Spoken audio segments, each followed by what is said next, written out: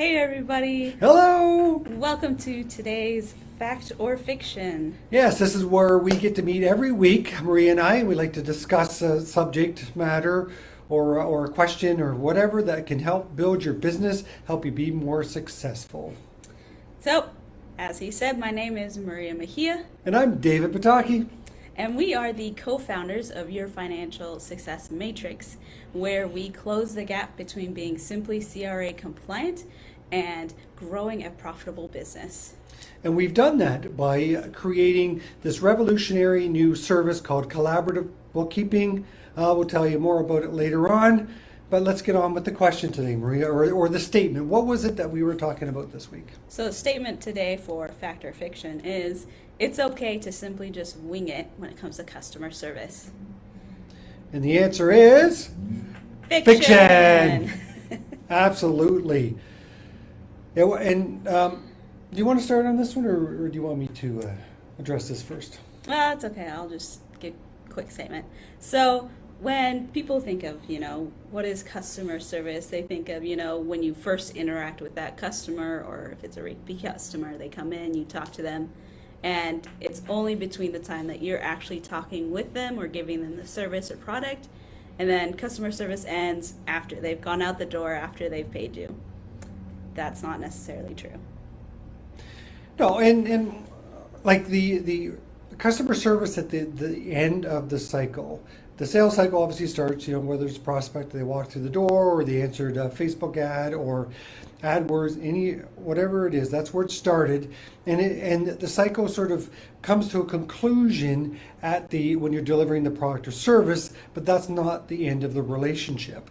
So it's very important to make sure that you have a consistent customer service, especially when it becomes between one customer and another customer, especially if they know each other, because if you are not giving consistent customer service, then one customer might be raving all about you, and then the other customer might be going, well, I didn't have that same experience, and now all of a sudden you've sort of got this mixed feeling out there. So one of the customers are thinking, well, which is the right way that you deliver your customer service?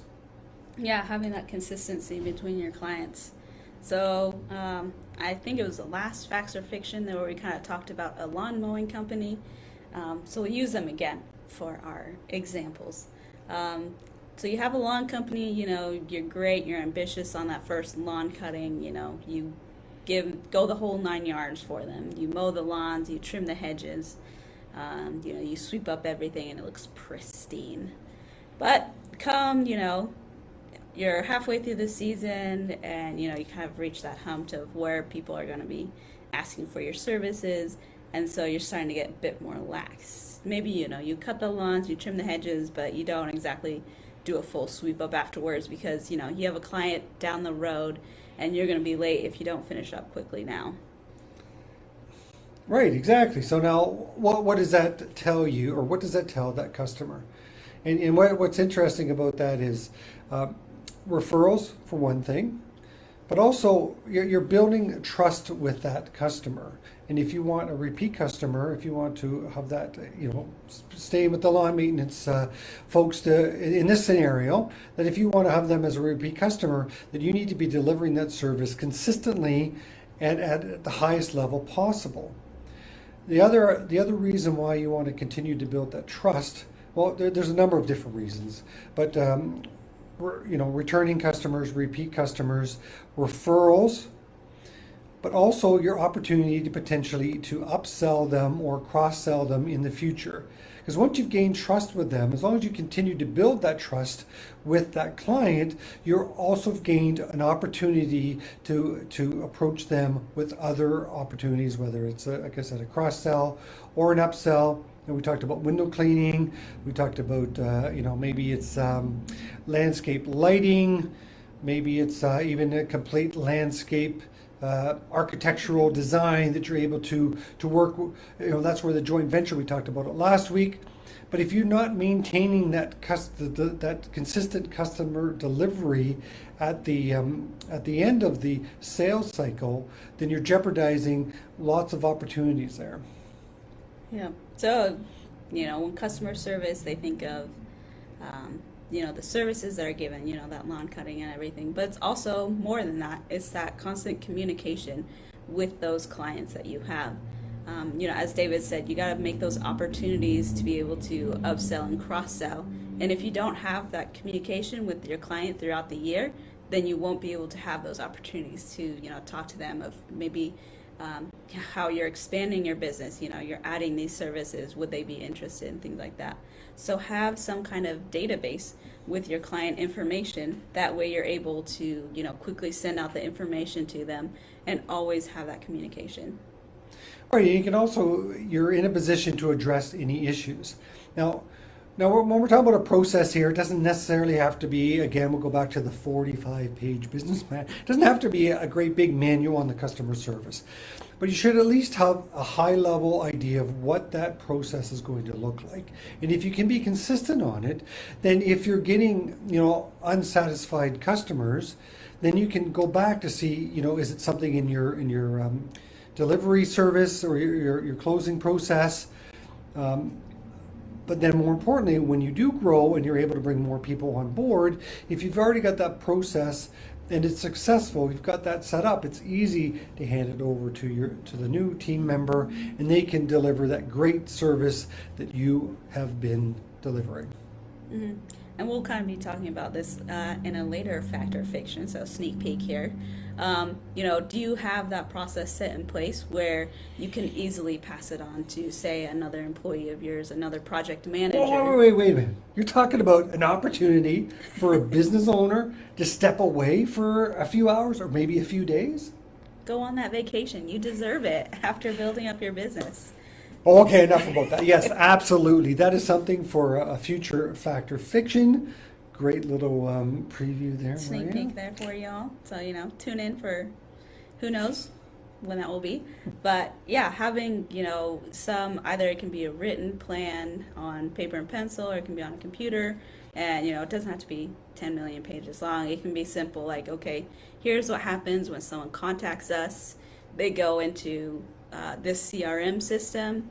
We reach back out to them after X amount of time, set up a time to, have that proposal, like, okay, we'll look at their lawn. We'll see, what all needs to be done. We'll say, okay, you need your grass cut, and you probably need to have your pavement repaved, and other things like that. And then afterwards, you've given the service, okay, you send them the invoice, you get the payment, and then you have a process where you ask for referrals, or say, or what else, what other services are you in need of? Maybe I know somebody who can help you with something else. You have like house repairs or something. For sure, and on that onboarding process, if you ask the right questions, like perhaps when did you move in here, how long have you been living here, that gives you another touch point opportunity. So let's say they moved in November. Grass cutting season is over, but you send them a card or maybe a small gift of some kind saying, congratulations on your 7th anniversary of living in that house. And all of a sudden you're top of mind when you're off season, and then they've got that warm and fuzzy feeling that you actually care about them. So there's lots of opportunities like that if you've got it into your process. Right? So if you ask some people those questions because you're on a good day, and a different day when you're a little bit busier, you don't ask those questions, you're not able to perform the customer service, that level of customer service that you can. And when you do that, you're, again, welcome to the 5% Club, as we've talked about this. If you've got a written down process, again, it doesn't have to be huge, but if you have a written down process, you're now in the 5% Club. Maybe you're in the 4% Club. Who knows at this point? But the point is that you want to deliver the best service you can. You want to be able to, in as nicely as possible, crush competition, right? And you do that by having excellent customer service, but with a regular process or some sort of process set up. I was just thinking though, Maria, when we were talking there, when we went to that little sneak peek there, our main point here, or our main objective with this fact or fiction and your financial success matrix is to help businesses grow. We want them to be more profitable, but we also want them to be able to set up their business so that they're able to step away. A lot of the business owners that we talk to, they are the main, bottle cap washer or bottle washer, producer, marketer, bookkeeper, all that fun stuff. But we want to help you to grow beyond that, right? So that you can, there's a couple things. You can actually start enjoying what it's all about to be in business. Instead of owning a job, you're actually owning a business. But at some point, it might even be something that you can sell. But you can only sell it if you have the processes in place that the business is able to run without you involved in the day-to-day. Mm-hmm. I'm sure if you've, researched anything business-wise, you've seen that the 4 squares where either you're an employee or in the other corner you're an investor. Like your business, it's obviously when you first start up, you're hands-on and everything like that. But, that shouldn't be our end goal, always having to do the work to get that payment.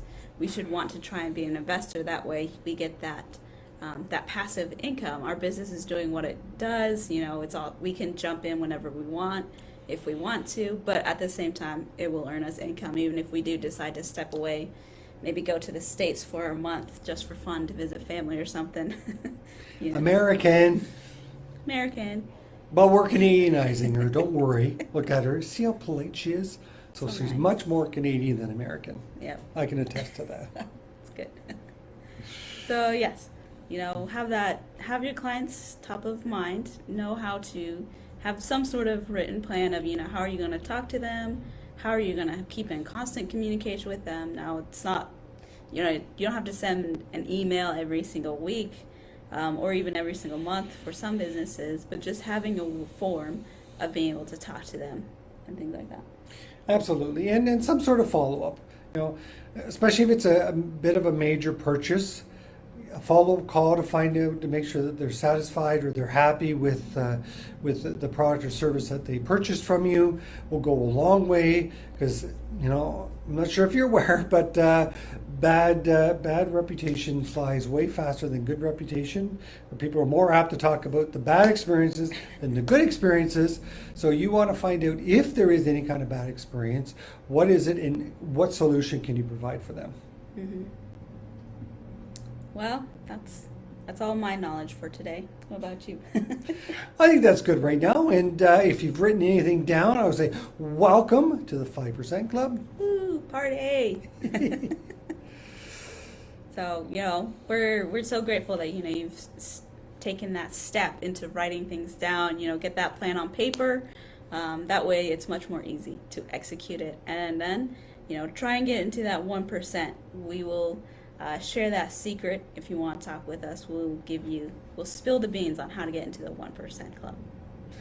Right, and if you have any questions that's burning in the back of your mind about businesses or about running a business, being profitable, please put it in the comments.